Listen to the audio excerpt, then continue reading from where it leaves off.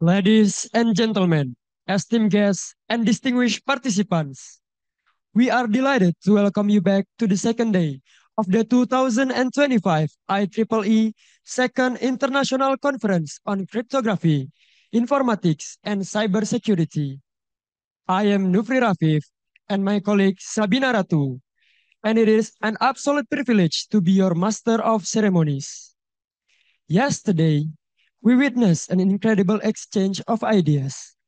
From groundbreaking research presentations to insightful discussions that have expanded our understanding of the challenges and opportunities brought by quantum technologies and artificial intelligence. Today, as we continue this journey, we build upon those conversations with new energy and curiosity. The session ahead promises to take us even deeper into the heart of innovation, exploring how the fusion of AI and quantum computing will redefine the principle of cryptography, reshape cybersecurity strategies, and ultimately determine the resilience of our digital future. We hope you had a pleasant rest yesterday and are ready for another exciting day of insightful discussions and knowledge sharing that will shape the future of cryptography and cybersecurity. To begin our day, allow me to briefly outline the agenda. For the first agenda, we will commence with two plenary sessions and follow by a brief coffee break. We will then proceed with parallel sessions 3 and 4. And finally, we will conclude with the closing ceremony and awarding. Our plenary session today will be delivered by Professor Ari Musriami Bagmawi from Telkom University, who will discuss Secure by Design, and by Professor Yudo Giri Sucahyo from Universitas Indonesia, who will discuss the impact of quantum computing on cybersecurity and its governance strategies. This session will be led by Dr. Rini Wisnuwardani. We invite Dr. Rini Wisnuwardani to the stage.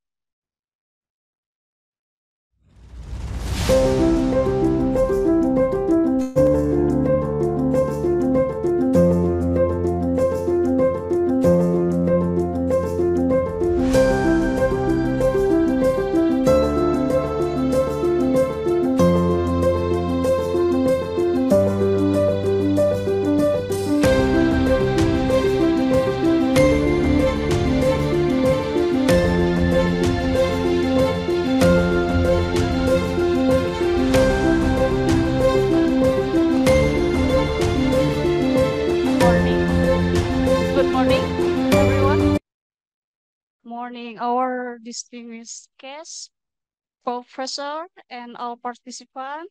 Assalamualaikum warahmatullahi wabarakatuh. A warm welcome to our second day in ICO 2025. Today, I am Rini Wisnuwardani from BSSM, and it's my pleasure to serve as moderator today with the theme The Future of Cryptography and Cybersecurity in the Age of Quantum Computing, AI versus Quantum Threat. And also, our Master of Ceremony already mentioned that yesterday we already get expand insight into what is future cryptography in quantum era. So today for the first session, I'd like to start this session with a pantun, if I may. Can we do pantun this day? Okay, yes, thank you. First of all, what is cakep in bahasa Inggris? Beautiful? No, beautiful. Any idea what is cakep in? Ah, sorry, buset. Oh, charming. How about handsome? Oh, no.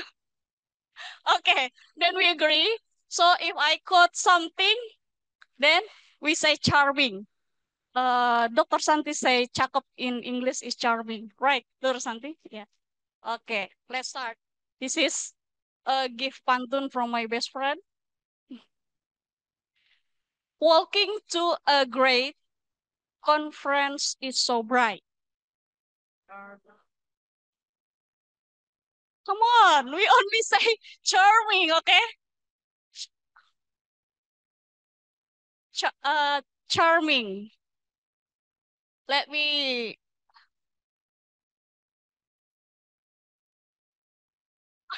Okay. So many ideas. Just charming. Okay. Walking to a conference so bright. Good. Cryptography and cybersecurity unite. Success for ICOSIC 2025 is our aim inside, securing the future day and night.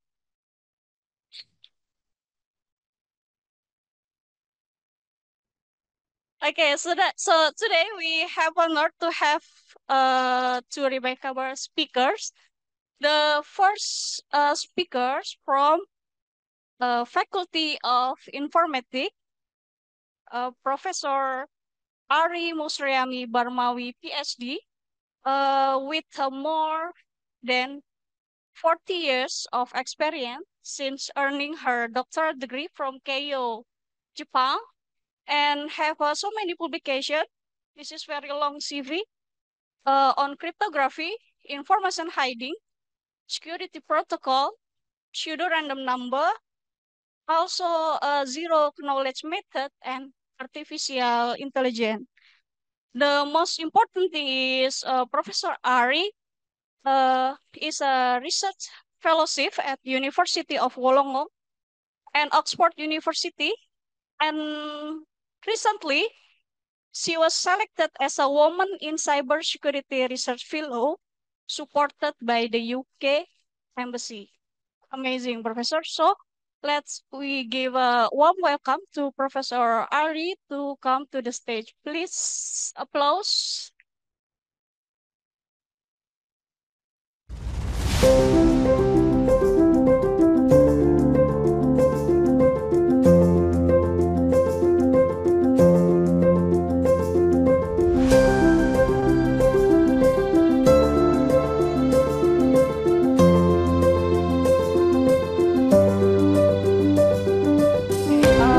Ari,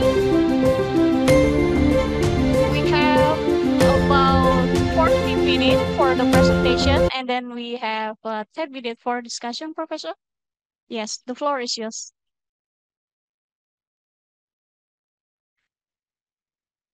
Okay, thank you very much for the MC, and thank you for uh, uh, uh, Director SSN, and also all the ladies and gentlemen that attend this session. Assalamualaikum warahmatullahi wabarakatuh. Okay, today maybe I will talk about how we can prepare the security during the design of the application. So maybe if um, this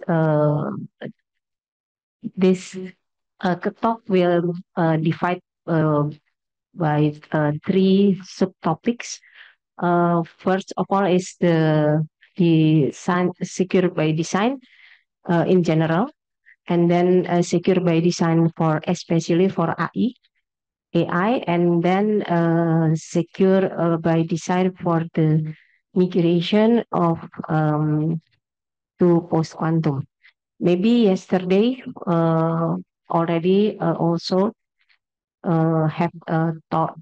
Also there are many presenter that already talked about the the migration of the post quantum, but in my talk, I will talk about the framework of the migration. Yeah.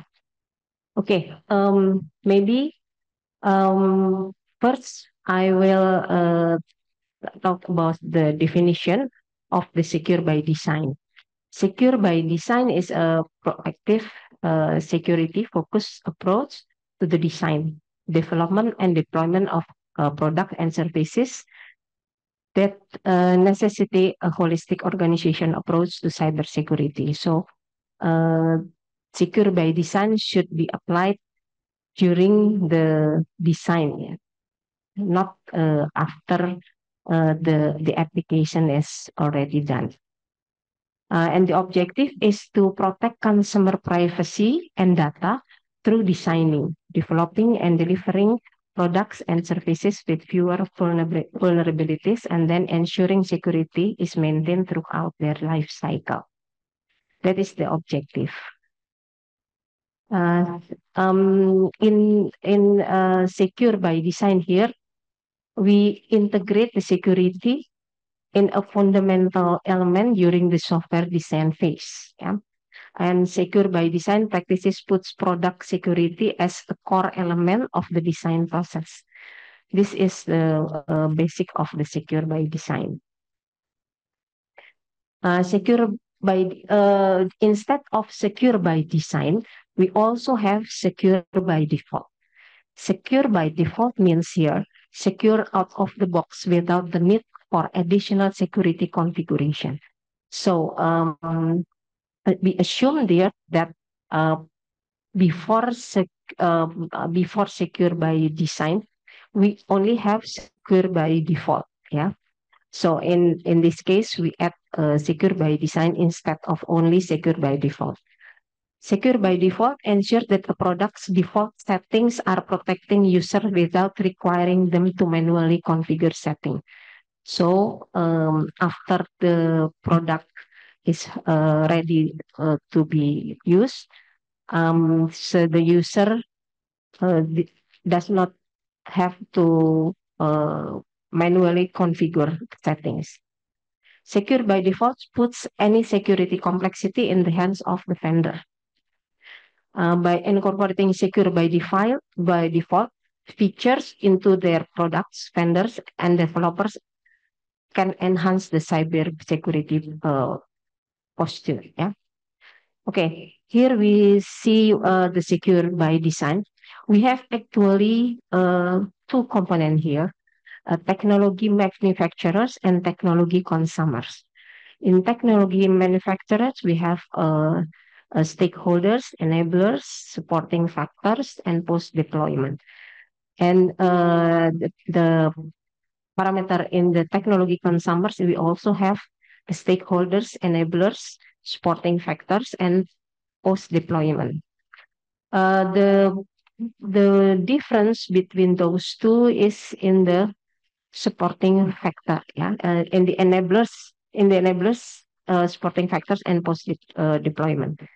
In the enablers here, we see that in technology manufacture, the enablers is planning, design, architecture, development, and maintenance.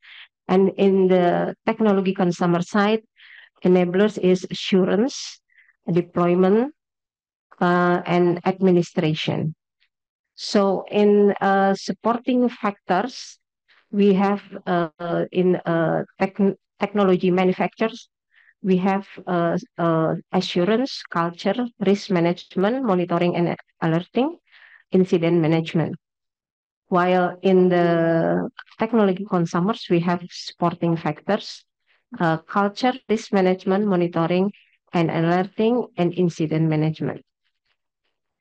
The basic difference here is in the post-deployment. In the post-deployment, we have in the technology manufacturers, we have supply chain monitoring, reporting, patching, updates, and CVE. And in post-deployment, in the technology consumers, we have updates and patches, supply chain monitoring, and disposal.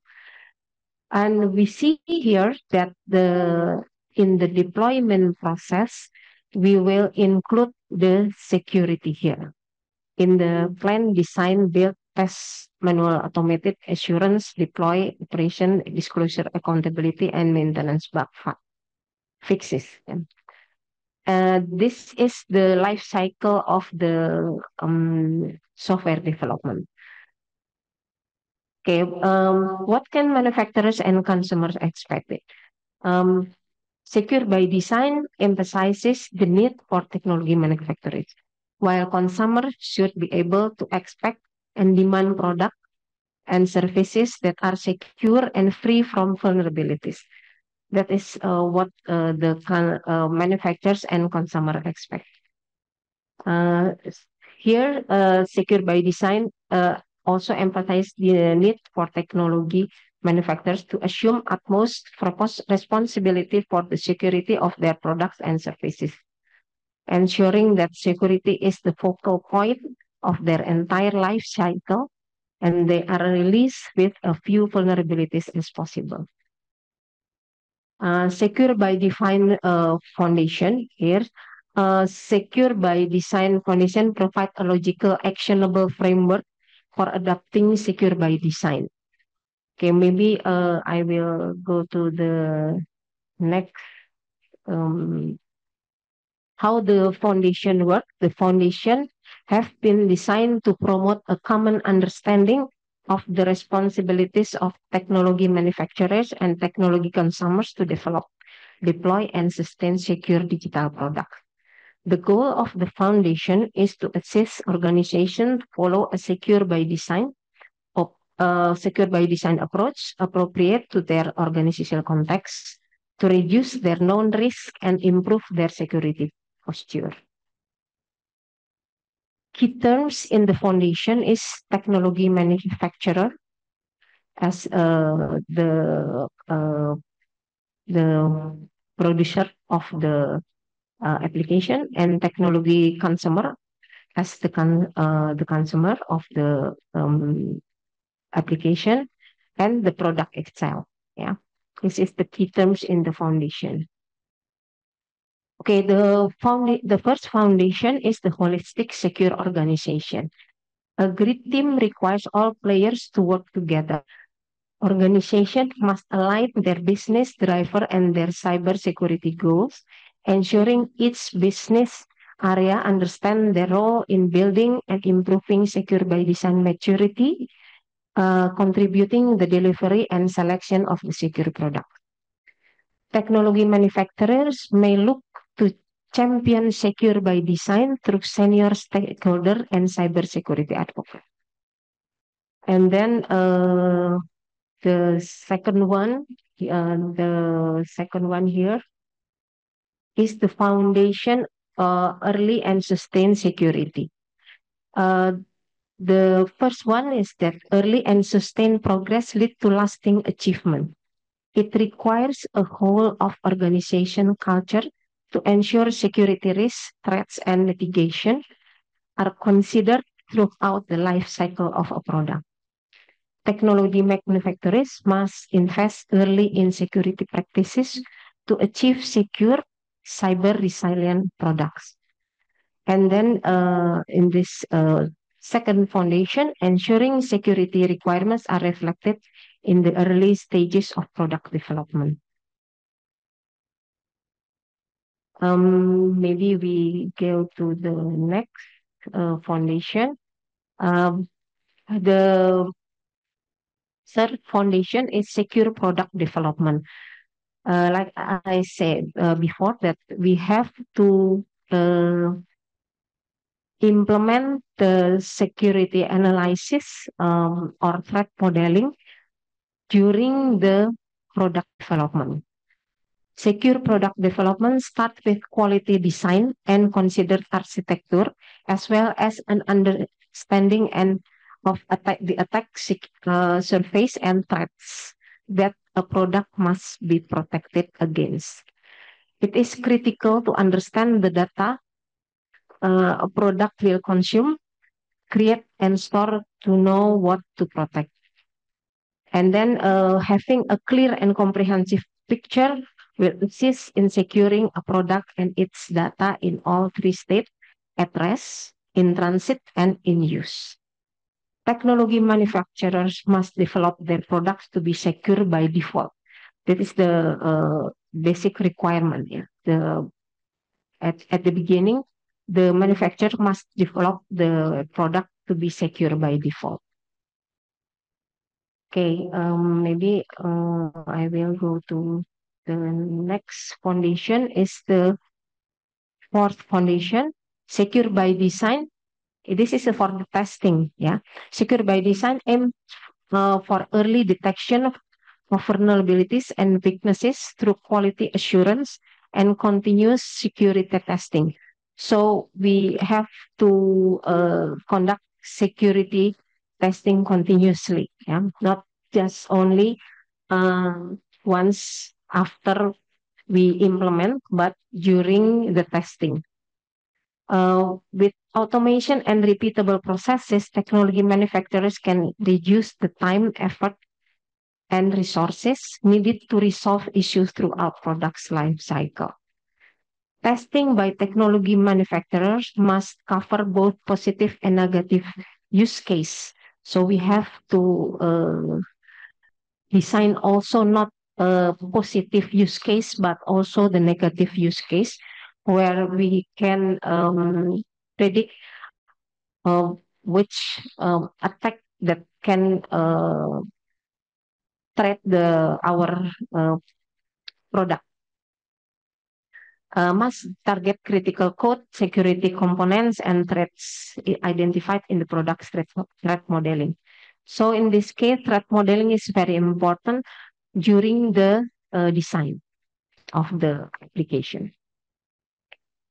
And then any identified vulnerabilities must be analyzed and be addressed at the root cause.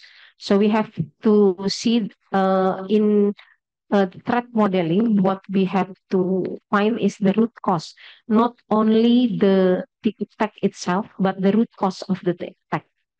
Technology manufacturers must ensure that any analysis is fed back into the development process to ensure mistakes are not repeated. To improve the chances of finding vulnerabilities and weaknesses, early technology manufacturers could implement the following key testing: in-house testing, automated testing, external testing. We also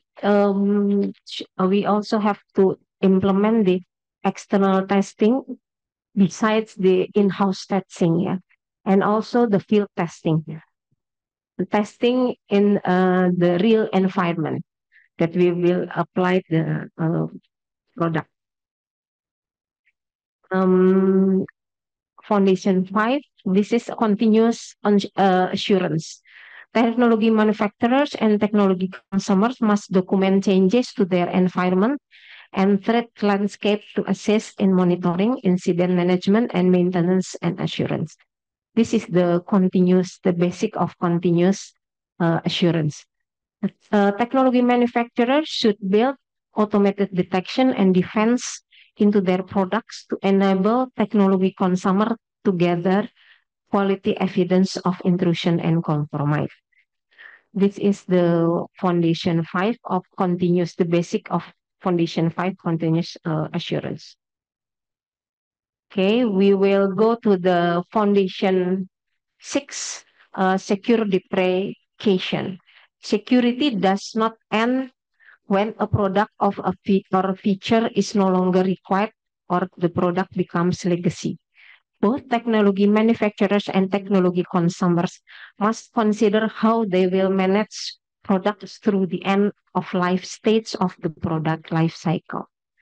Exploitation of deprecated or legacy system is common and can be used to perform lateral movement within an information environment, perform data exfiltration, or compromise valid credential that could be used to access other systems. Okay, now that's the basic of the general secure by design. Yeah. Now we go to the how we deploying AI system securely. For key area within the AI system development life cycle is secure design, secure development, secure deployment, and secure operation. And finally, we have to conduct the maintenance.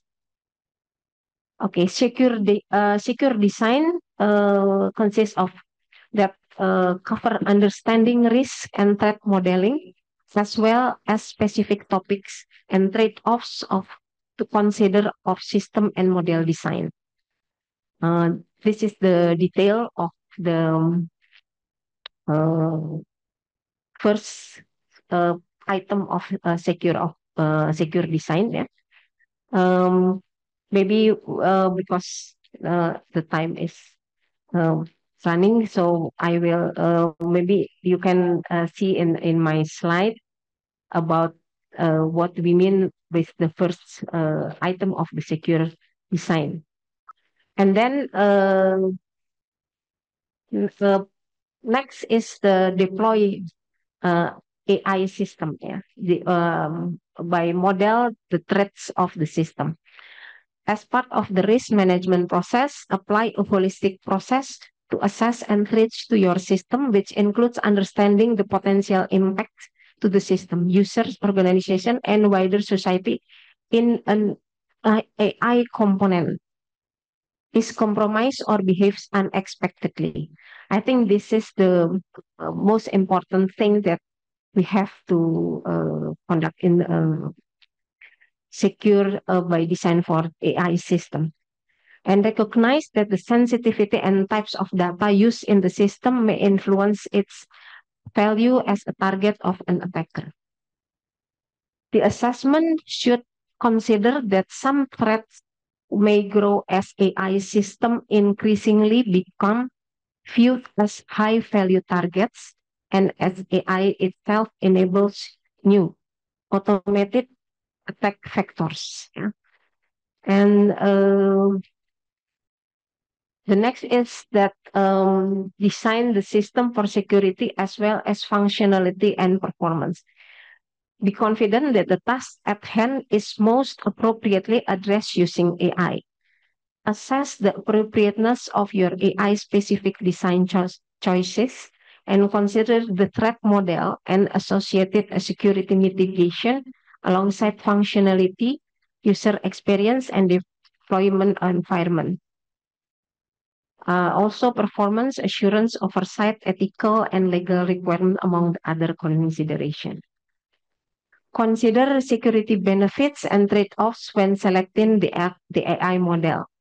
When choosing an AI model, the consideration will likely include the complexity of the model, the model's chosen architecture, and number of parameters that will affect how much training data it requires, and how robust it is to change in input data when in use, the appropriateness of the model for the use case and or feasibility of adapting it to the specific need. For example, here is like fine tuning and the ability to align, interpret, and explain the model's outputs.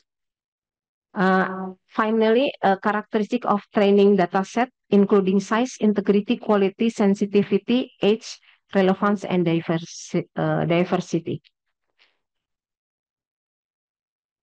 Okay, for considering the security benefits and traits of the selecting of the AI model is the value of using model, hardening, regularization, and privacy enhancing techniques.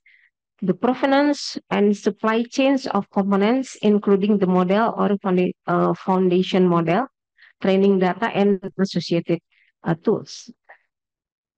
Here is the secure development.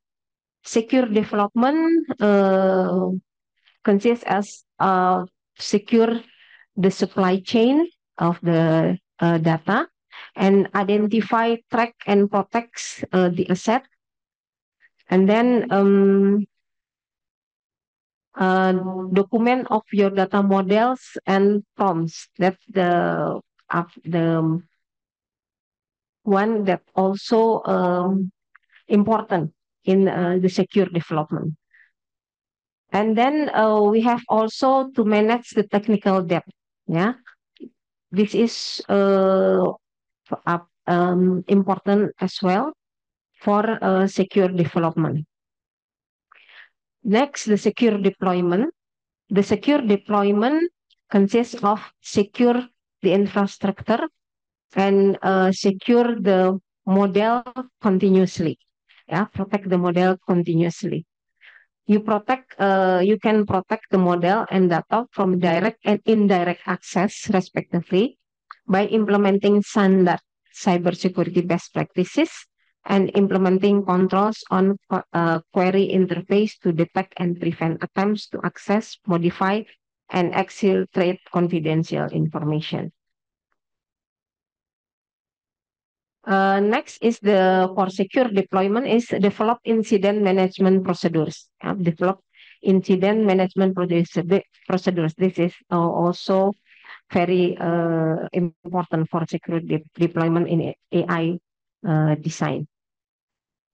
It is consists of release AI responsibly and make it easy for user to do the right things. Yeah, the one of the most important thing is that make it easy for user to do the right things. Because if the user cannot, it's difficult to do the right thing, to implement the right thing, so they will leave it and they will decrease the security of the deployment. Secure operation and maintenance. Secure operation and maintenance consists of monitor the system behavior, yeah, and monitor the system's input. In the monitoring the system behavior, we have to measure the outputs and performance of the model, and systems such as sudden and gradual changes in behavior affecting security can be observed. For monitoring the system inputs, monitor and log inputs to the system to enable compliance obligations, audit, investigation, and remediation in the case of compromise or misuse. This is for the system monitoring the system input.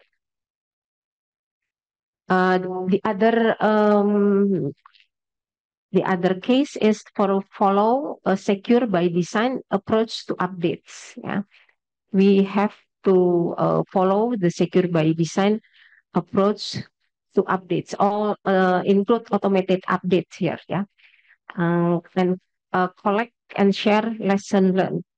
In this case, participate in information sharing communities, collaborating across the global ecosystem of industry, academia, and government to share best practices as appropriate. Here is some of the AI data security. Machine learning models learn their decision logic from data, so an attacker who can manipulate the data can also manipulate the logic of an AI-based system. This is, I think, the most important thing that we have to be aware. And security and privacy controls information system and organization.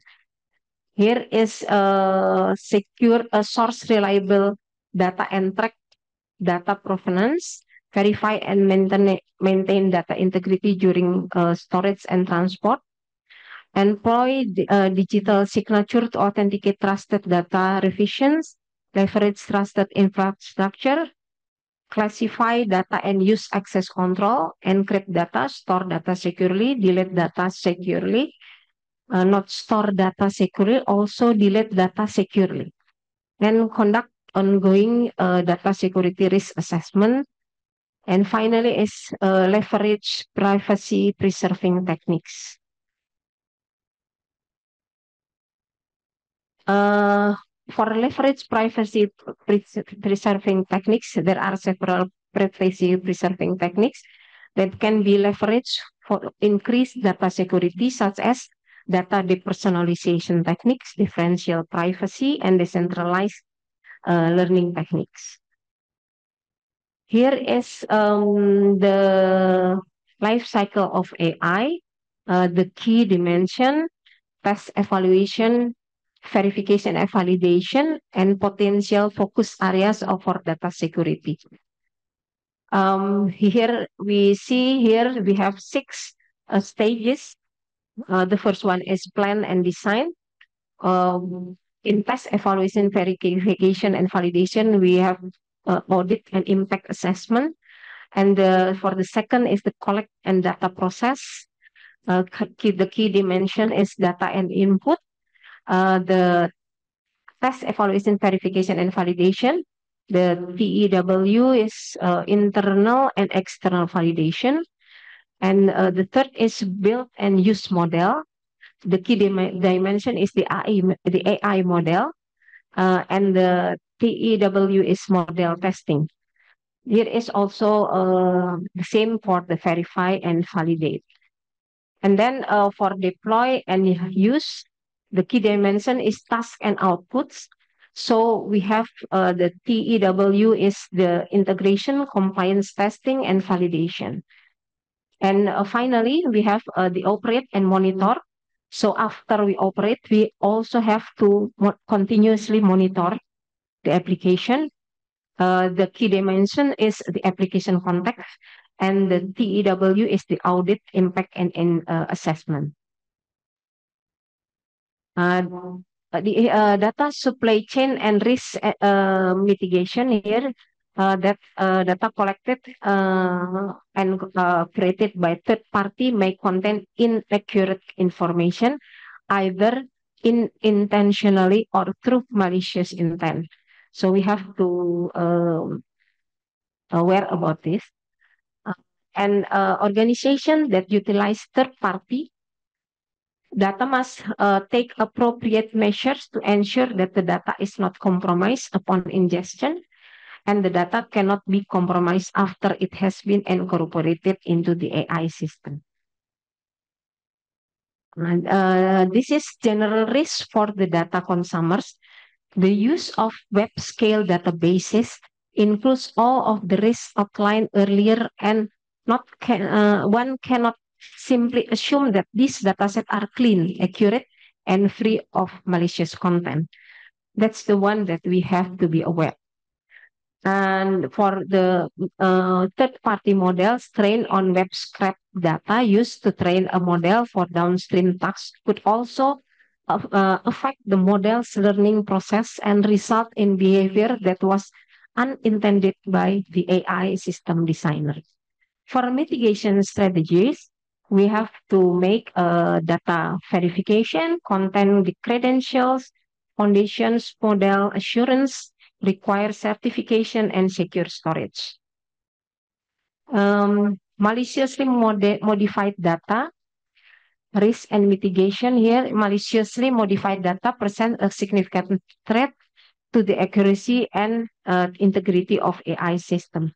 Challenges like adversarial machine learning threats, statistical bias, and inaccurate information can impact the overall security of AI driven outcomes.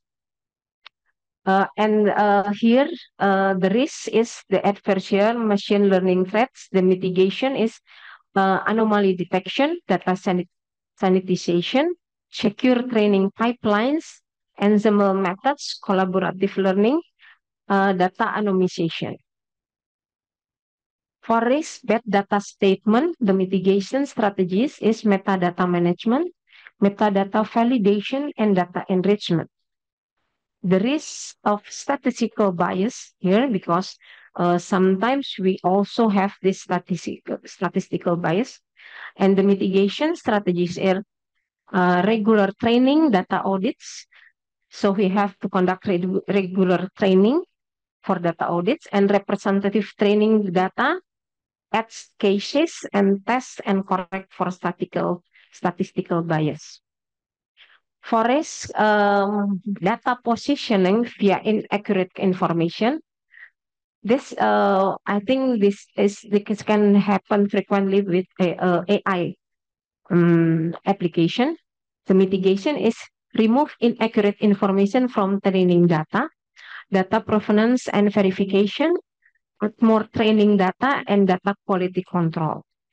For data duplication, the mitigation strategy is data deduplication for data duplication. Yeah. Now we see about the data drift risk and mitigation. Data drift or distribution shift refers to changes in the underlying statistical properties of the input data to an operational AI system. Over time, the input data can become significantly different from the data originally used to train the model. Degradation caused by the data drift is a natural and expected occurrence, and AI system developers and operators need to regularly update models to maintain accuracy and performance. It is crucial to distinguish between data drift and data poisoning text designing to affect an AI model. Potential causes of data drift is a change in the upstream data pipeline, not represented in the model training. And the second one is the introduction of the completely new data elements that the model had not previously seen. And the next is a change in the context of how inputs and outputs are related. Mitigation strategies of the data drift. Data management, we have to conduct the data management, data quality testing, input and output monitoring. Now deploying AI system securely. The goal is to improve the confidentiality, integrity, availability of AI system. Assures that known cybersecurity vulnerabilities in AI system are appropriately mitigated. Provide methodologies and controls to protect, detect, and respond malicious activity against AI system and related data services. Before deployment, organizations should ensure that IT environment applies sound security principles, such as robust governance, well-designed architecture, and secure configuration. Here is the best practices that are important to apply to the AI system and the IT environment. The first one is manage deployment environment governance, ensure a robust deployment environment architecture, harden deployment environment configuration, and protect deployment networks from threat. Here is the how we manage deployment environment governance. If an organization outside of the IT departments is deploying or operating the AI system, then it should meet the organization's IT standards. Yeah. So the organization should have IT standards for all their product that they will use. First, understand the organization risk level and ensure that the AI system and its use is within the organization risk tolerance. And then identify the roles and responsibility for each stakeholder along with how they are accountable for fulfilling them. And finally, identify the IT environment security boundaries and how the AI system fits within them. And then for managed deployment environment governance, we require the primary developer of the AI system to provide threat model. So I think this threat model is very important, even in general secure by design or in the AI secure by design. This is the how we can ensure a robust deployment environment architecture. First, establish security protection for the boundaries between the IT environment and the AI system. Identify and address blind spot in boundary protection and other security relevant areas in the AI system, and the threat model identifies. Identify the protect all proprietary data sources the organization will use in AI model training or fine-tuning. And apply secure by design principles and zero trust frameworks to the architecture to manage risk and from the AI system. And then here, how we harden deployment environment configuration. First, apply existing security best practices to the deployment environment, and then review hardware vendor guidance and notification, and apply software patches and updates to minimize the risk of exploitation of vulnerabilities, preferably via common security advisory framework. For hardened deployment environment configuration, secure sensitive AI information by encrypting the data at rest and store encryption key in a hardware security module or in HSM for later on-demand decryption. Implement strong authentication mechanism, access controls, and secure communication controls, such as by using the latest version of transport layer security, and ensure the use of phishing-resistant multi-factor authentication. And then understand and mitigate how malicious actors exploit weak security controls. Professor, we have 3 minutes left. And then protect the deployment network from threats by adopt zero trust mindset, which assume a breach in inevitable or has already occurred. And here for continuous protect the AI system, validate the AI system before and during use, secure exposed APIs, and protect the model weights. Okay. Here is to validate the AI system before and during use. Yeah, we have to validate the AI system before and during use. Okay, because the time is running. Now we will go to the, I think we have more for the AI system here, and protect for the model weights, for example, here. And secure AI operation, we have to enforce strict access control, ensure user awareness and training, conduct audits and penetration testing, implement robust logging and monitoring, and also update and patch regularly, prepare for high ability and disaster recovery, plan secure delete capabilities. Here is the, I think, maybe yesterday we also have already talked for the post-quantum cryptography. Here was the deploying post-quantum cryptography, planning for post-quantum, transition milestone, and transition stage. Okay, I will planning for the post-quantum cryptography.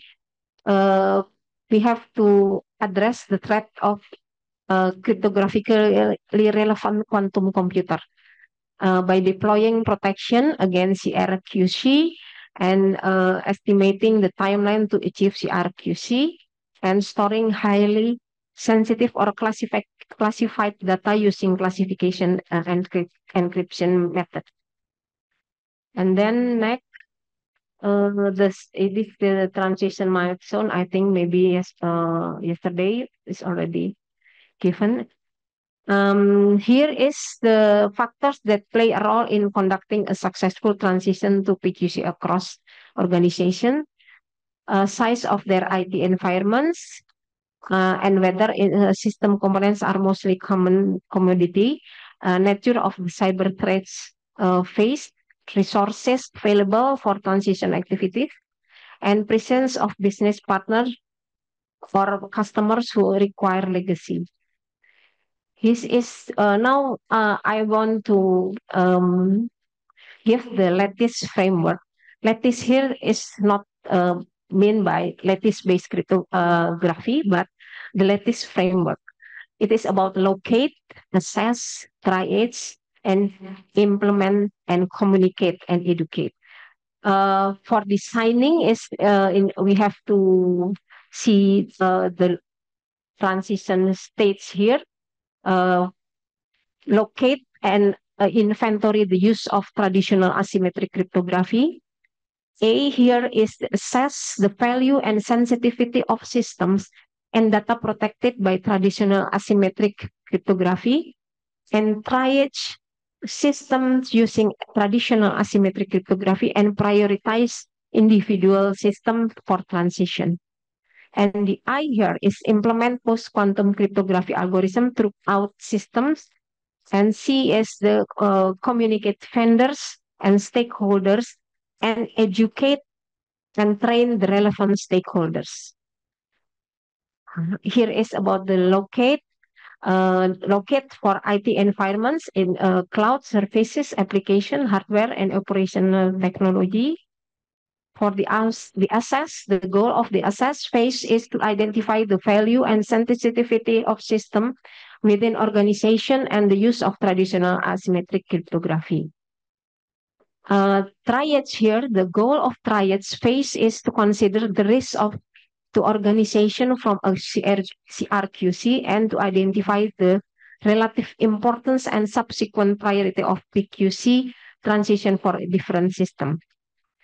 Implement here, the goal of implement phase is to apply post-quantum cryptography algorithm to system. Organization may achieve this through new or existing service provider. And the phase consists of fetching, changing, and undertaking new procurement action. And finally, the communicate and educate here. The goal of the communicate and educate phase is to position organization to handle the deployment of post-quantum cryptography algorithms and to manage their sustainment into the future. The transition of PIC to PQC will affect some areas of organization more directly than others. This may include areas that manage the deployment of or security for systems that include traditional asymmetric cryptography. Okay, I think that's all for my talk today. Thank you very much for attending this talk. Wassalamualaikum warahmatullahi wabarakatuh. Thank you very much, Professor. Please sit down. What a amazing presentation. Thank you, Prof. Okay, ladies and gentlemen, I'm pleased to invite our second speaker, Professor Yudo Giri Sucahyo, PhD. Please, Professor, come to the stage.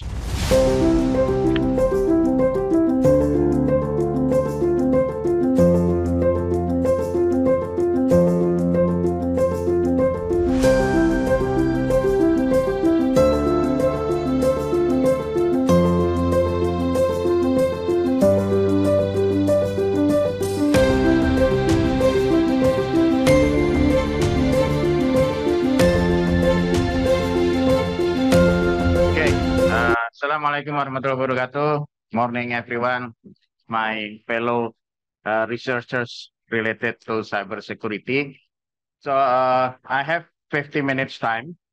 So please bear with me about around 1 credit, 1 SKS, to talk about the SKS, right? Huh? 1 SKS. Yes, 1 SKS. So to talk about the impact of quantum computing on cybersecurity and its governance strategies. So to talk about quantum computing within 1 SKS will be not enough. So feel free to contact me after this talk, or you can also contact me through WhatsApp or other social media. Next slide.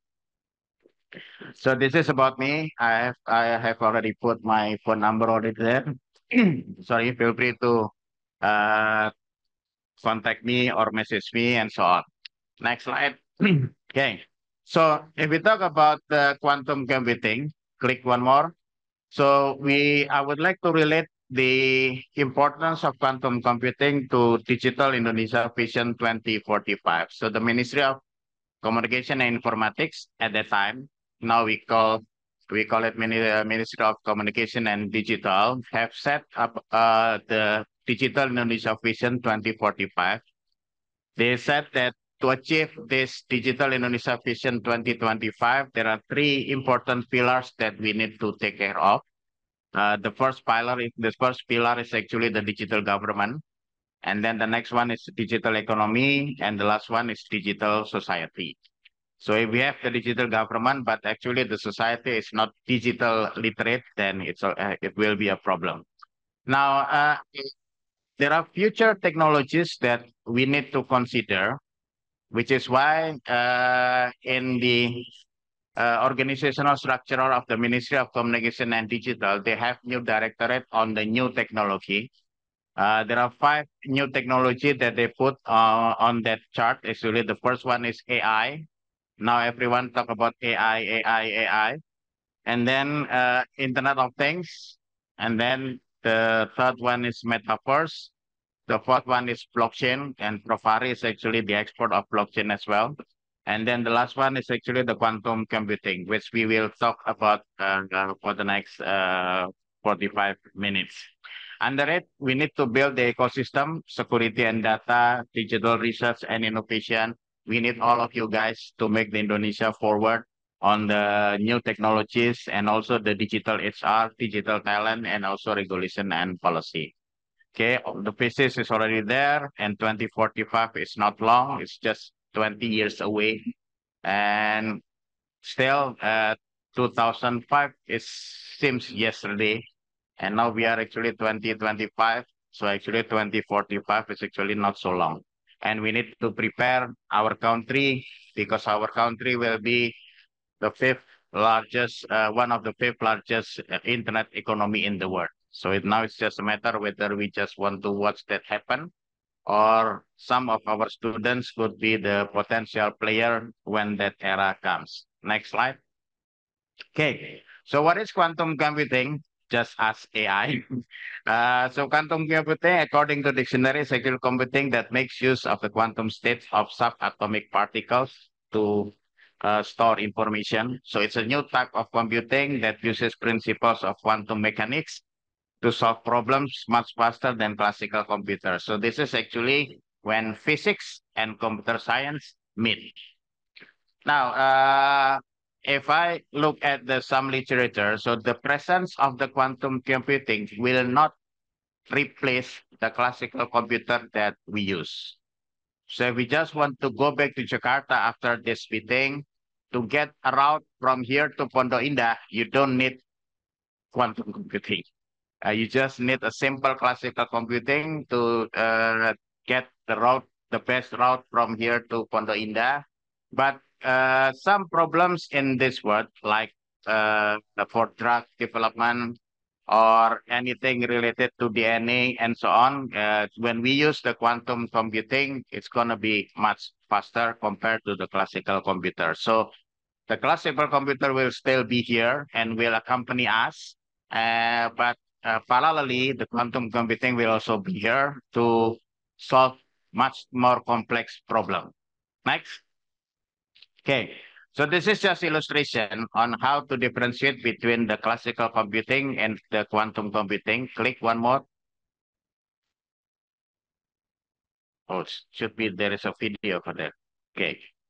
Anyway, next step. So the recent highlights on the quantum computing development. Let's see. So I took this chart from the MIT report, Quantum Index report. So please back one more. So on December 2024, Google announces its Willow chip, and then January 2025, UN International Year of Quantum officially starts. February 2025, QEra raises $230 million to finance the accelerated development of large scale. And then February 2020, Microsoft introduced the Majorana 1 quantum processor. Quantum Machines announces that it has raised $170 million in Series C funding.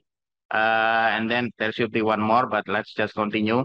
March 2025, IonQ, and then March 2025, Quantum Internet Alliances announces the first operating system designed for quantum networks. March 2025, NVIDIA announces plan to build quantum computing research. April 2025, DARPA announces cooperation. April 2025, Spain, and so on. And now October 2025, BSSN conduct the ISO CICS on quantum computing. Okay, so this is the place that actually some of the experts of quantum computing together gather here to talk about the quantum computing for the next development of Indonesia. Next slide. Okay, so there are some opportunities. I took this from the WEF, World Economic Forum, and also from the quantum economy landscape in Saudi Arabia. Next slide. So there are several things that we can explore on quantum computing. The first one is actually related to quantum communication. So for those of you who wants to do research on several topics related to quantum computing, some of this chart is actually can be useful to get the topic on the quantum related research. The first one is quantum key distribution.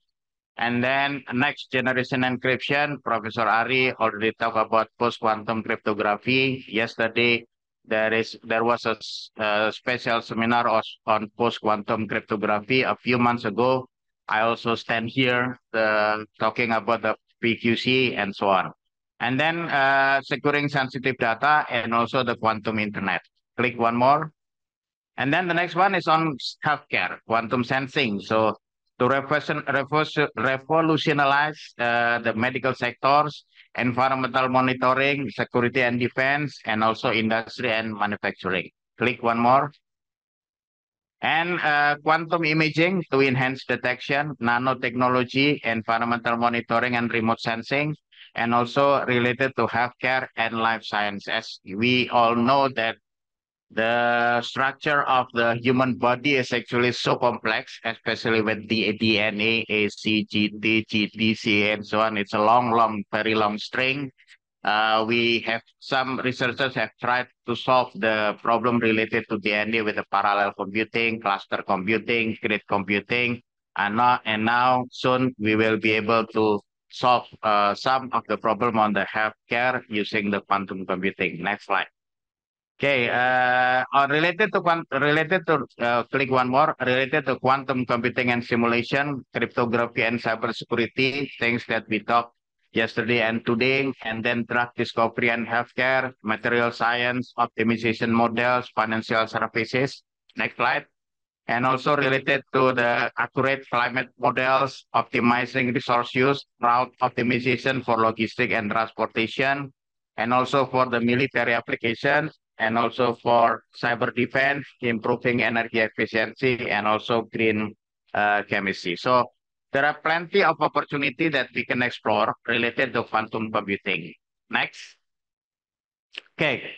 Now, I would like to talk several subtopics related to quantum computing, at least some things that have already commercially available and some things that we can already use. By the way, we can also use the IBM infrastructure or Google infrastructure if you just want to try to explore the advantage of quantum computing through the cloud. So the first one is about quantum key distribution, or also called QKD. Now, what is QKD? Next. Okay. So usually we use the public key infrastructure to support our routine life related to encryption and other matters that need to use the cryptography. Now, in the public key cryptography, as you know, that we use the public key and also private key. Although it is very, very rare situation, but there is a risk if, let's say, somebody knows our public key or private key. Knows public key is actually a trivial thing, but there is also a rare situation that people can also know our private key. If that happens, then in that case, the message that sent to us can also be exploited by the eavesdropping mechanism and so on. So the QKD is actually a secure communication method that uses quantum mechanics to exchange cryptographic keys between two parties. Next slide. Click one more. This QKD is actually very useful for key generation using quantum mechanics. And then we can also use that to avoid eavesdropping attack. And which is why it's good for security because it's based on the fundamental laws of physics. So the moment if let's say the photon that delivered using the quantum mechanism is actually disturbed by the eavesdropping, then the key will be changed. In that case, then you can make sure that you can ensure that there must be somebody who wants to eavesdrop us. Then in that case, you can just cancel the message transition and so on. Next slide. Click one more. Click one more. Okay. Now, this is a recent report by the Monetary Authority of Singapore. They have done the QKD proof of concept sandbox. So to send messages or to send email or other encrypted file between one bank in Singapore and another bank in Singapore. So as you can see at the bottom of that chart, there is a QKD using the quantum and classical channels. And then on top of it, there is an encrypted file sent from one parties to another parties. Next slide. So it has already tried involving the OCBC Bank, UAB Bank, and DBS Bank in Singapore.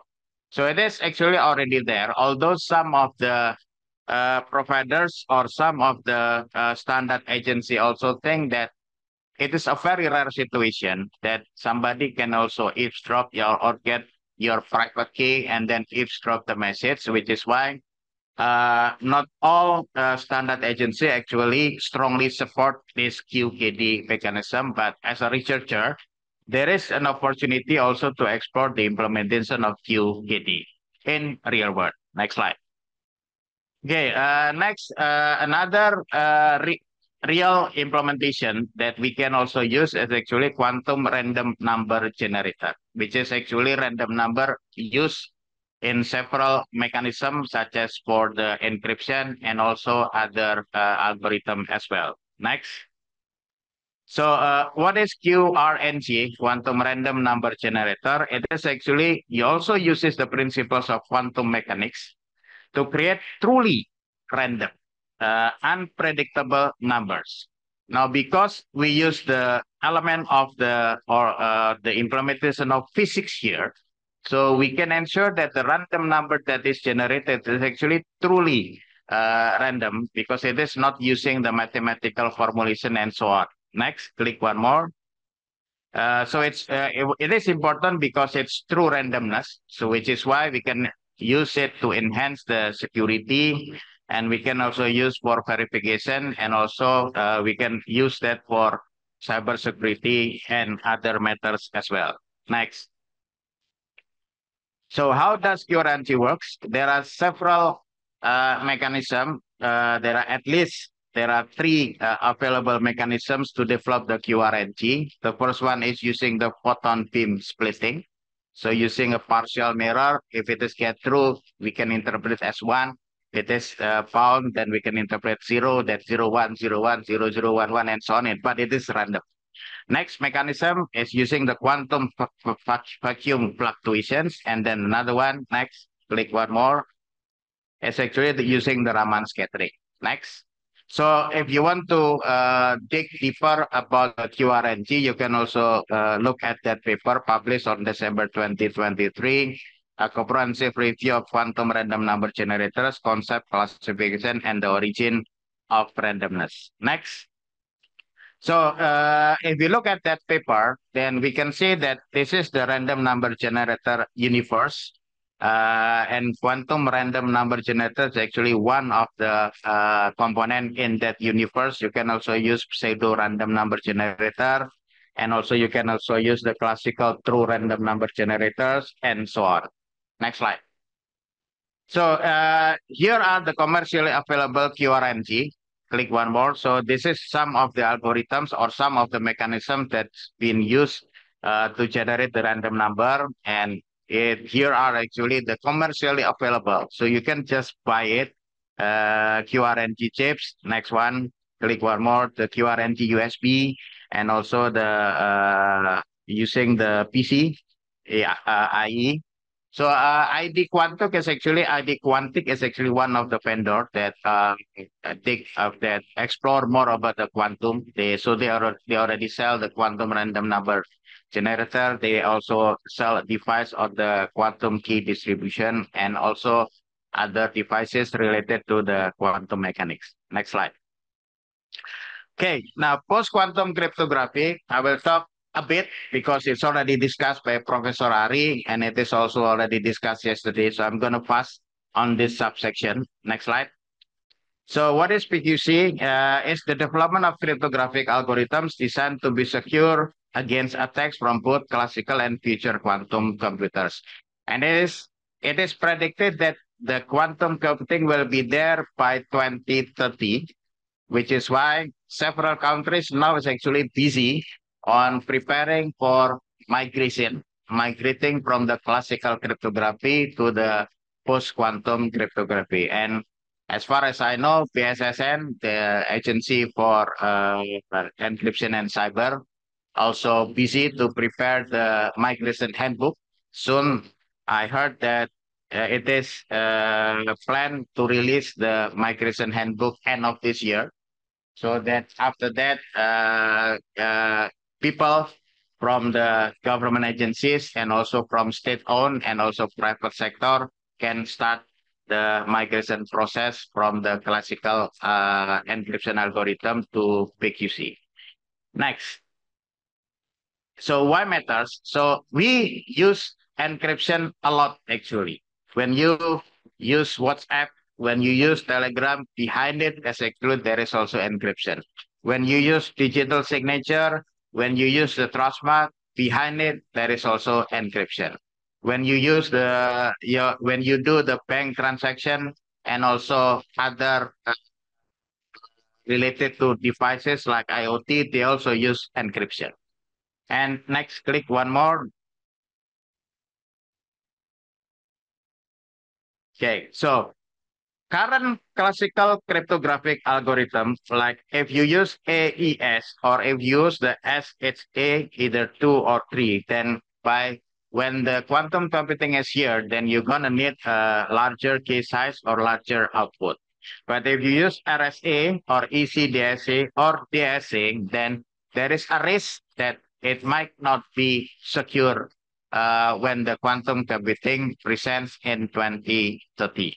And Professor Ari already mentioned about the transition program, the transition plan, and so on from the classical algorithm to the post-quantum cryptography. Next slide. So I took this from the IBM report. So why quantum safety impacts your organization? Because the cryptography is used to manage the critical infrastructure in oil pipelines, code updates, and so on. Cryptography, we also use that for the internet protocols. If you ever heard about the NSX and so on, HTTPS. The cryptography also used by the blockchain applications because blockchain is actually under it or behind it. There is also a public key cryptography. Cryptography also used for digital signature for enterprise application when you use the email, PGP, and so on. And it also used for the financial system. So actually, in every day-to-day life of us, actually, we use cryptography a lot, although actually we don't need to be an expert to use the cryptography since it is managed by the application that we use. Next. So, this is still in Bahasa Indonesia, but actually if you look at that, there are 5 use cases as a national priority for the public services. And you can see that at the bottom of it, there are 3 things that we need to explore related to digital public infrastructure. So yesterday, I attended dissemination of a research product of the BRIN, National Research Agency, related to AI and also related to digital identity. And the Ministry of the Apparatus Empowerment, Bu Rini, also there. And she also stressed the importance of the digital identity. the importance of the data exchange, and the importance of digital payment. And behind it, for the digital identity, cryptography is also used. Data exchange, we also use cryptography when we send or transmit secret messages. And digital payment, behind it, there is also cryptography. So actually, our government really need the expertise on cryptography very, very much for the implementation of the SPPE, or also called e-government. Next slide. So so here are actually the PQC development. So since 2016 already start, but NIST, next slide, already select several algorithms. At least 5 algorithms have already selected by NIST. The last one is actually the HQC, and then the Hamming quasi-cycle, and then let PSSN, or the National Cyber and Encryption Agency, to explore which one suitable for the implementation in Indonesia. And then after that, they will put in the migration handbook and then disseminate to other parties such as the state-owned enterprise, government agencies, private sector, so that they can start doing the migration from the classical cryptography to the post-quantum cryptography. And 5 years is not long. So, and I'm sure that you have so many terabytes or many petabytes data that need to be encrypted if it is classified as secret. If it is not secret, if it is public, then you don't need to use encryption. But I'm sure that the under of the Undang-Undang KIP, for the public openness of the information, you have already classified some of the data that you think it is very secret, top secret, secret, public, and also limited. Next slide. So here are the preparation of several countries. France already started, and then the US already released what they call Quantum Computing Cybersecurity Preparedness Act, released on 21st December 2022. Next. This is the still in US report on post-quantum cryptography. European countries, they also have released the PQC migration handbook, and also they have already make a joint statement, securing tomorrow today, transitioning to post-quantum cryptography. So please do bear in mind that post-quantum cryptography is not cryptography using quantum computing. It is actually how you can migrate from the classical cryptography to cryptography that can resist when the quantum computing is there.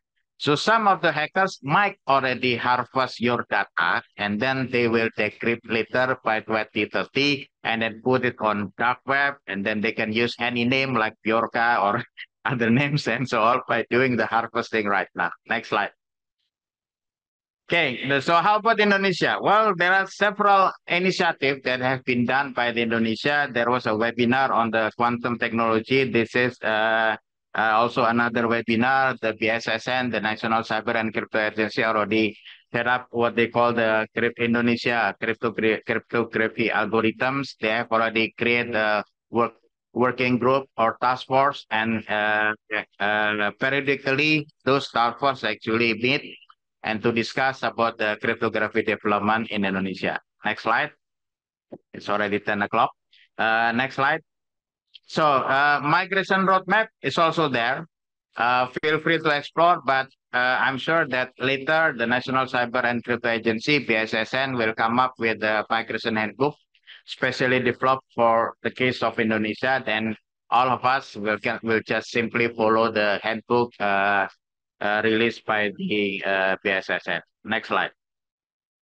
Okay, now let's talk about quantum talent, because it is a challenge actually. I'm sure that here in this room, we have several researchers on quantum, but can be separated whether on quantum mechanics, the physics itself, or on the quantum from the computer science side. Me, POV, computer science. My undergraduate, postgraduate, master and PhD is actually related to computer science, nothing to do with the physics. Although during my undergraduate, it's not 144 credits, it's 169 credits. So I need to learn 3 physics courses and 4 calculus courses. And now it's actually getting reduced because it's 144. several years ago, but the existence of the curriculum Merdeka, some of the core competencies actually we need to reduce as well. So LinkedIn just published this report, Quantum Talent, and as you can see, it's October 2025. So it's fresh from the open. I just update this slide last night and then send it to my friend, also same Cahyo as well. Me, Sucahyo, my friend is Setio Cahyo, and so on. So let's talk about the quantum talent. Next slide. Okay, so the skills genome of quantum engineer. Okay, as you can see there, the first skill, quantum computing, quantum information, quantum mechanics, how do you spell this? Qiskit here. So it is actually a programming language produced by IBM Qiskit. It is a Python based, so which is why the Python programming language might be needed for in the near future related to quantum computing, cryogenics, nanofabrication, and so on. If you look at the fields of study of members in a quantum occupation, 26.3 is actually from physics. So which is why Elon Musk or Jensen Huang already mentioned the importance of how that we can also explore the physics field of study, not just computer science and so on, but still computer science is 9.1%, mathematics is 3.6%, and so on.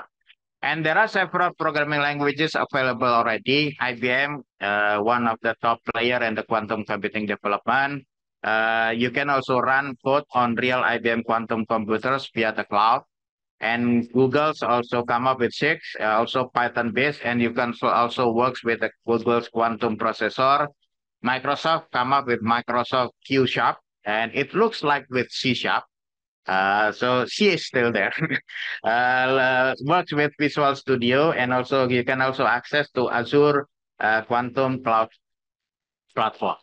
So it's already there if you want to develop a course on related to quantum computing. Next slide.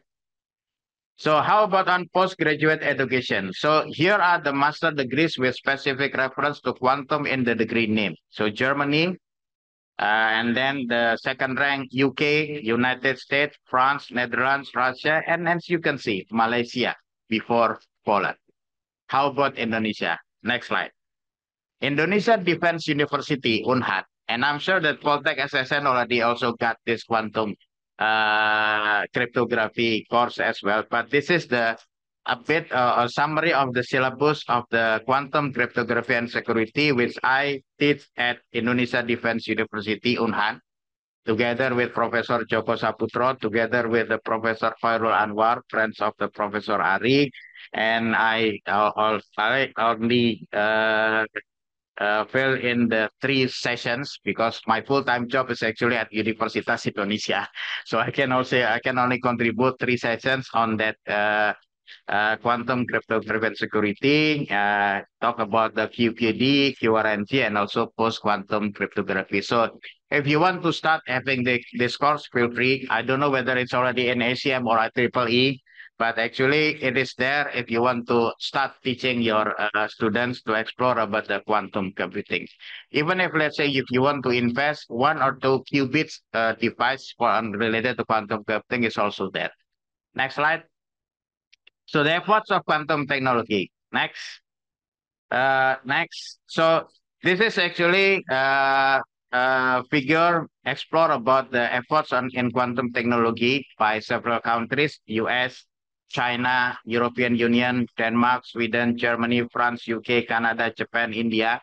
And as you can see, billions or millions of US dollars actually invested on the development of the quantum computing. Next slide, click one more. So United States come up with the National Quantum Initiative Act.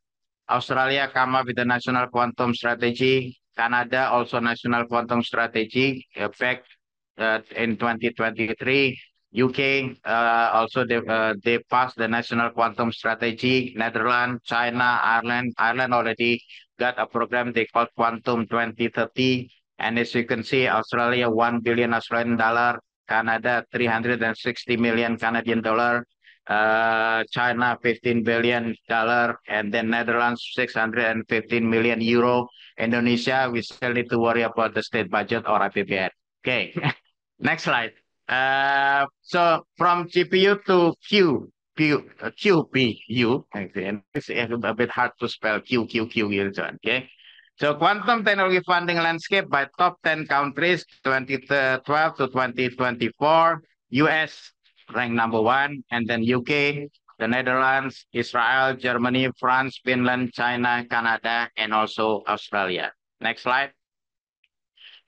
So it should be at front. So there are also commercially available QPU models per country. You can also access using the quantum computing if you need the QPU, United States, France, Japan, Netherlands, Canada, and so on. It's all available. So, but nowadays you can also use the commercially available like IBM Quantum or I say Google Quantum Computing is still using the cloud.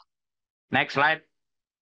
Okay, so that's all from me. It's 10:07, so that we can still have time for Q&A. So I give it back to the MC. Thank you. Thank you very much, Professor. Amazing presentation.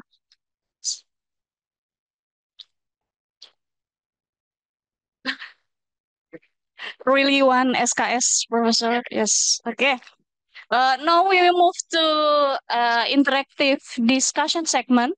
We will open to the floor for joining us to make a question from the audience and for the online participants. Since this is hybrid conference, Prof, we have online participant. And please type your question in the chat book, and the organizing team will message me to take a few questions and invite our panelists to respond. First, I would like to open the question from the floor. If there is any question, please raise your hand.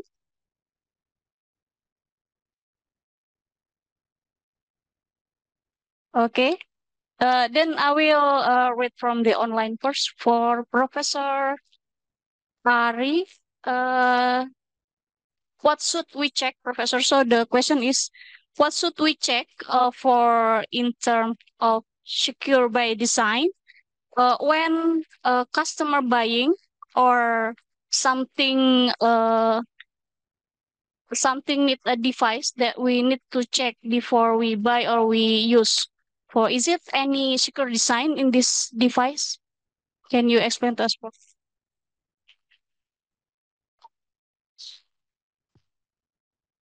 Thank you for the question.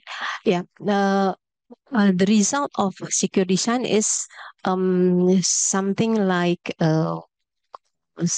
maybe like certificate, like certificate that consists of first is about the STRIDE. What is STRIDE is standard for the threat modeling. Spoofing, tampering, repudiation, informants disclosure, and DDoS, and also the elevation of privilege. So actually the technology, the organization that produce the product has to write in the certificate whether they how they are secure against the stripe. That's the one of the point. And then the next is that we also have to check about the how they plan about the mitigation of the product that they sell to us. Yeah, that I think those 2 points, two important points for make sure that this product is secure enough. Right? So in this we can use the STRIDE model, and then from STRIDE parameter we have to see how to mitigate the attacks that they say that this is secure against this attack, and how they mitigate it. Yeah, Okay. that's the point. So we just need to check the certification, check the Yeah, relation to the mhm. process and how they give us Yeah. information about mitigation Yeah, plans. yeah. Okay. Yeah. So I hope it's answered the question. And then another question, Prof. Is it ever possible or advisable Mhm, to skip certain step? mhm, Maybe this is about priority. mhm. To skip certain step process to Mhm. accelerate the whole process. Is it possible, Professor? I don't think so, yeah, because the process here is the most important process in the application development and deployment is the threat modeling. Yeah, the threat modeling consists of one, the how we this should be done during the first design, while we design the use case, yeah, from the use case. So the good use case and the bad use case, that's the apa that should be designed, and then it's should be followed by the um, what we call is trust. What is the trans consideration in this this data flow diagram, and also we have to continue with the uh, uh, attack tree, yeah. From the attack tree we can see which one that the possible and the impossible attack, how we can classify impossible and possible attack. It is depends on three aspects. The first one is so we have to see it based on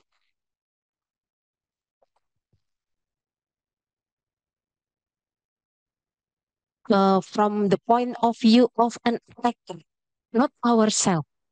So I think it's better for testing our design. We also have collaboration with the hackers. Oh, I see. That's I think the point. Yeah, Best idea. it's not only by our thought only, but from the hacker's point of view. Okay. So the answer is no. We cannot skip all Yeah. the Yeah. process. Yeah. Okay. Thank you, Yeah. Professor Ari, Okay. for your insightful answer. I Thank will you. move to Professor Yudo. This is also from online, Prof. This is very hard. The question is very hard. Which? Please, can you provide, Prof, information or what we call it, startup or company that are currently using QKD, yeah, and or those that are involved in quantum computing and its application. Okay. So So as far as I know, for startup, it's not there yet. As far as I know, yeah. Because I'm also a member of the ethics member for the Indonesia FinTech Association. So from the financial sector, at least as far as I know, there is still no startup related on quantum computing. However, if you look at the MIT report, which is just released, there are plenty actually. Venture capitals, which is actually wants to invest on the quantum computing. So in Indonesia, Prof.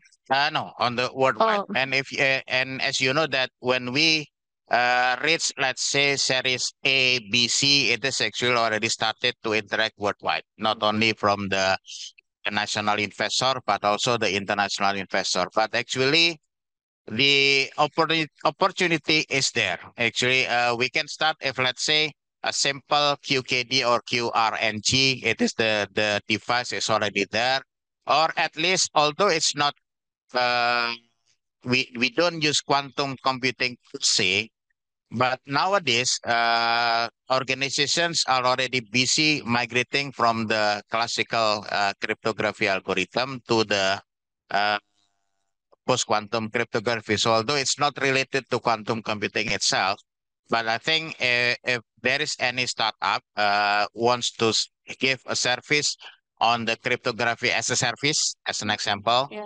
or backup as a service, but for the backup, it's actually using the PQC, and the opportunities it's there actually. For the development of the using of the quantum computing itself, as I have already mentioned in my speech, actually the current problem, if it is not so complex, we can still use the classical computers to solve it. So we are actually still waiting for the killer needs or killer application like drug discovery or any other DNA related that using a very complex solving problem, then and it needs to use the quantum computing. But the quantum computing itself, more than 100 qubits, is actually just released a couple of weeks ago. And to solve that kind of problem, there are still several years that we need to develop the quantum computing itself. Then by then we can use it to solve the complex solve problem. So at least there is a time or window time for us to get the opportunity to prepare ourselves. So by 2030, when the quantum computing is there, then we can use their computing power to solve the complex problem in Indonesia. Thank you. So the answer is in Indonesia, no. As far as I know, not Okay, yet. but Yeah. it's open all the opportunity to Yep. make it Yep. really happen in Indonesia.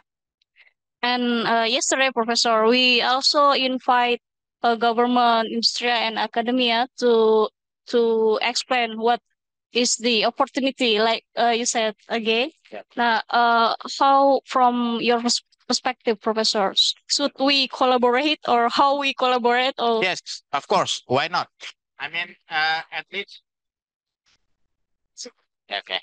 At least from the Ministry of Communication and Digital, they have already put quantum computing as one of the new technology that they want to explore. Okay.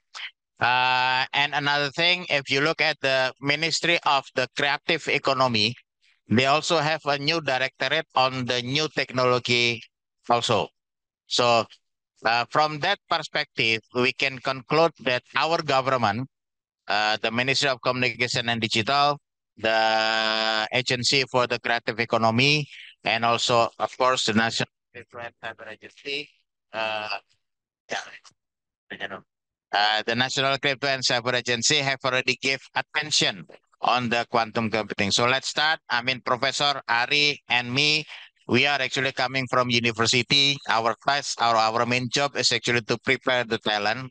But as you know that the budget, either from the state or from the private university, to develop on the device itself is actually very, very limited. So that we can explore is actually the algorithm, develop the understanding of the quantum talent.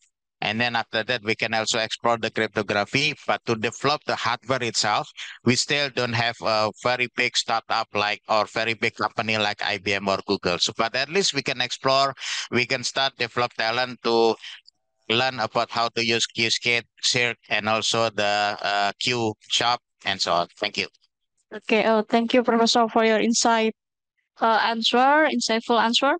So as we come to the end of the session, we have gained valuable insight from today's plenary discussion. For our first speaker, Professor Ari, has been explained to us what is security by design in the quantum AI era.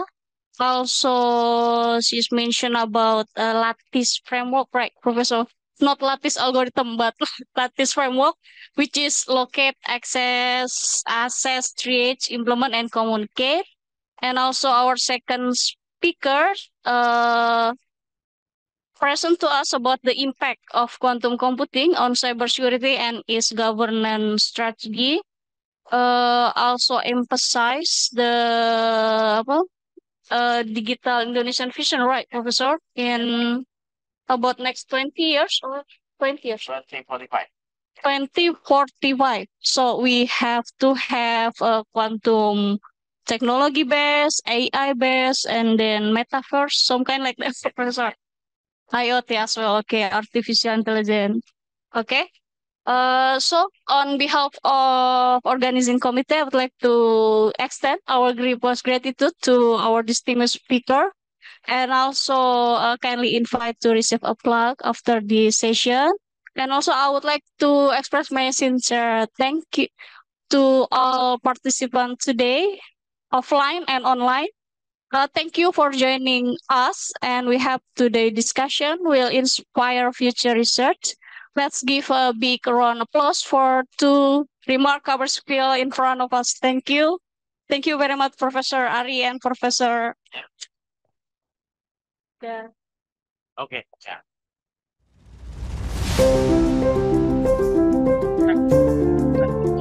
Thank you to the moderator and plenary speakers for sharing such valuable and insightful presentation. Please hold on a moment as we invite Mr. Arnoldo Striono for plaquette presentation.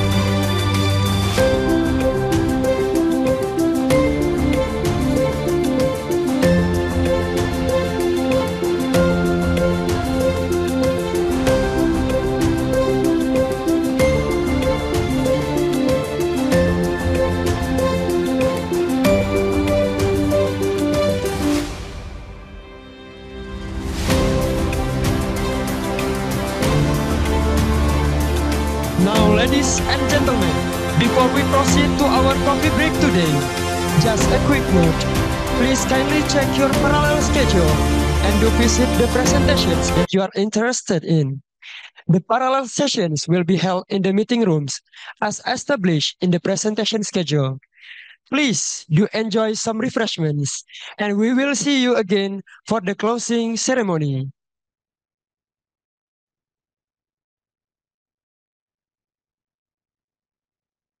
Ladies and gentlemen, we have now reached the final part of our event, namely the closing ceremony of the 2025 IEEE Second International Conference on Cryptography, Informatics, and Cyber Security. Please give a big round of applause for all participants, speakers, and committees who have made this event success.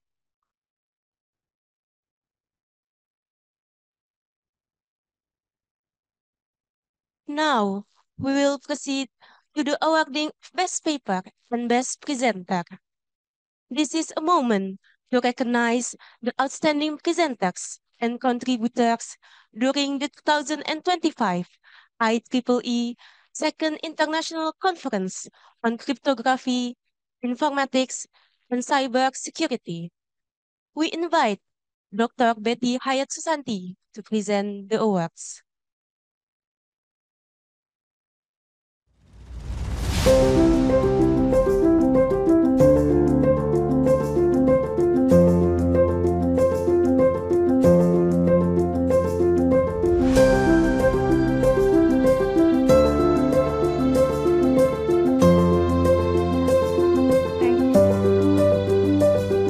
Ladies and gentlemen, distinguished guests and respected participants, we have now reached one of the most anticipated moments of our conference, the announcement of the best paper and the best presenter.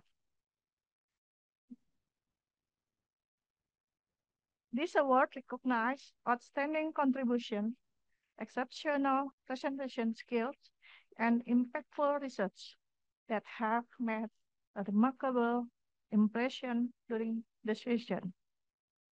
For the first is for cryptography and steganography. The best presenter is Mr. Taufik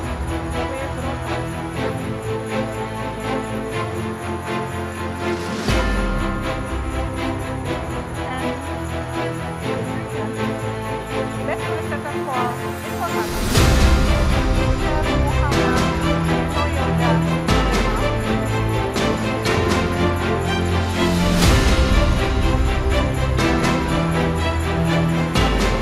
the best presenter for open technology, Mr. Arisa Alahamka.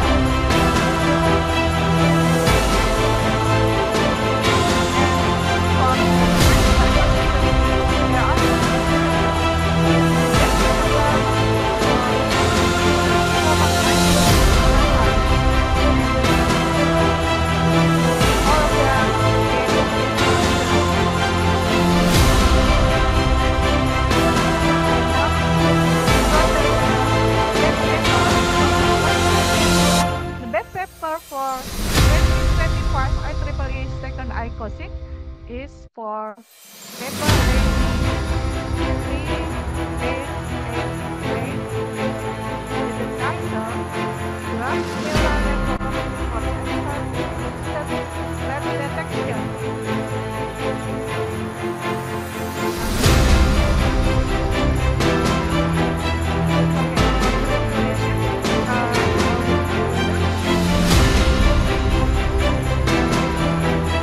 Thank you, Dr. Betty Hayat Susati, for presenting the award. Please, for all awards winners, to come forward for our presentation.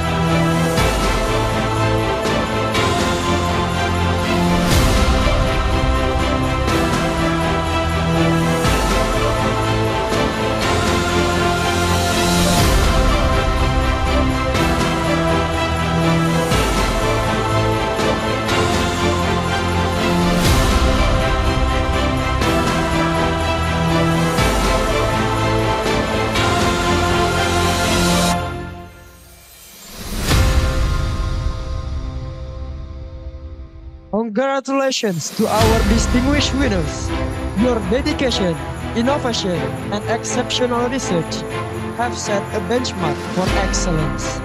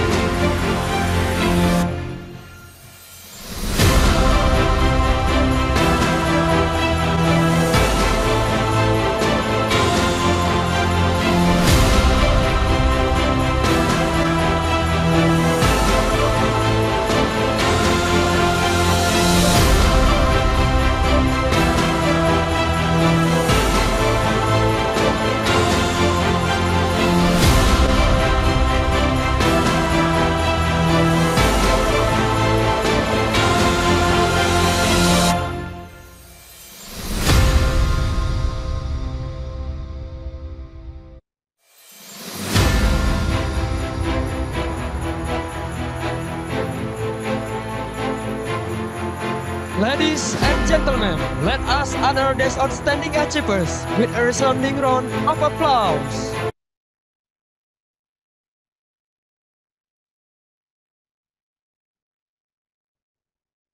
To officially close this conference, we are honored to invite the Director of Polytechnic Siberdat Sandinegara to deliver his closing remarks.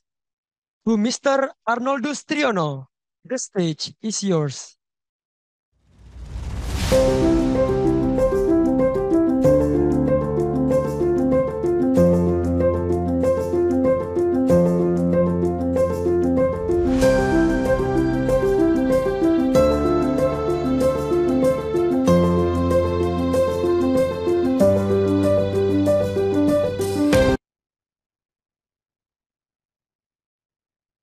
Assalamualaikum warahmatullahi wabarakatuh.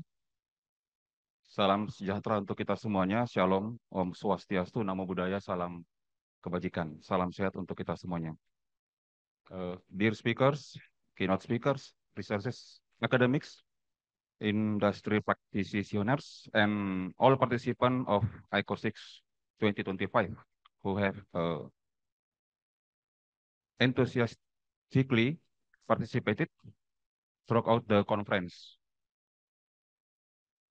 On behalf of the organizing committee of the International Conference on Cryptography, Informatics, and Cybersecurity 2025, allow me to express my deepest gratitude and thanks for the smooth and successful organization of this extraordinary conference.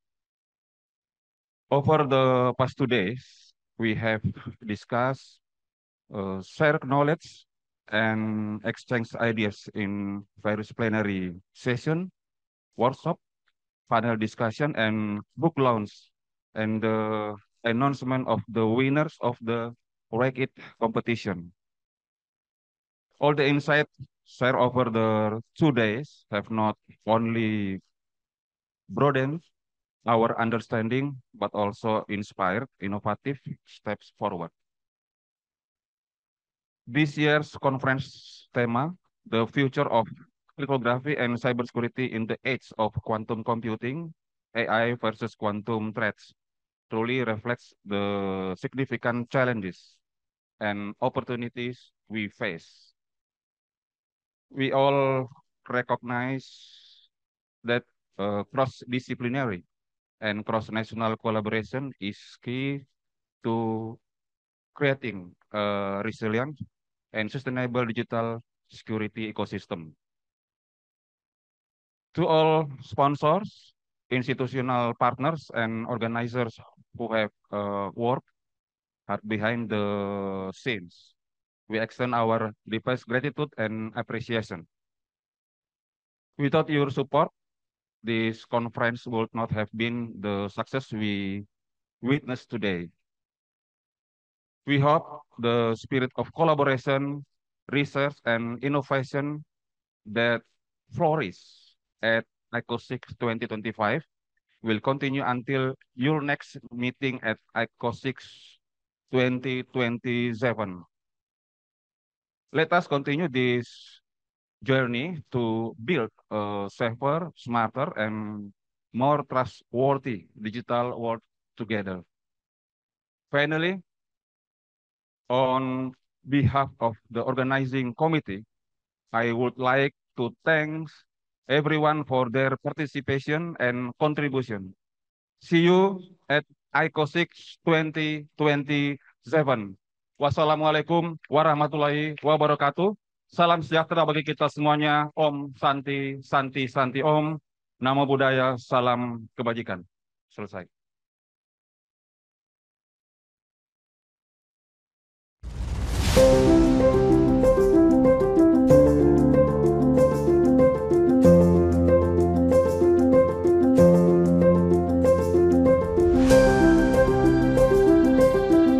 Thank you very much to Mr. Arnoldus Triono for the closing remarks.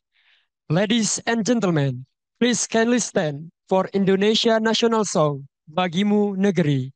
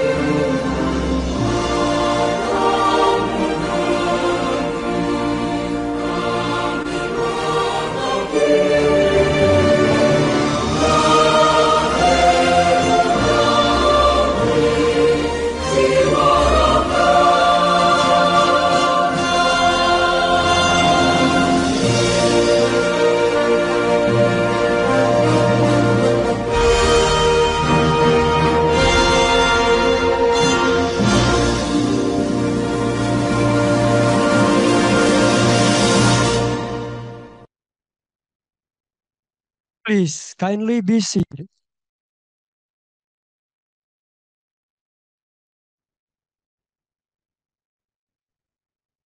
Ladies and gentlemen, distinguished guests, esteemed researchers, this marks the conclusion of the 2025 IEEE Second International Conference on Cryptography, Informatics, and Cybersecurity.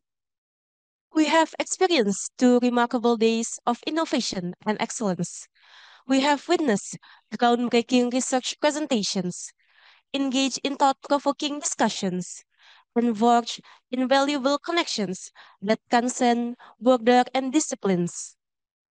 The ideas exchanged within these walls will shape the future of cybersecurity and informatics for years to come. You have contributed to a legacy of innovation and excellence that defines this conference. On behalf of the organizing committee, IEEE, and our distinguished partners, we extend our deepest gratitude for your exceptional participation, your brilliant insights, and the remarkable energy you brought to every session. Thank you for being part of this remarkable journey. Once again, I am Nufri Rafif and my colleague Sabina Ratu, and it has been our absolute honor to serve you as Master of Ceremonies for 2025 IEEE Second International Conference on Cryptography, Informatics, and Cybersecurity. Farewell, and we look forward to welcoming you back on 2027 IEEE Third International Conference on Cryptography, Informatics, and Cybersecurity.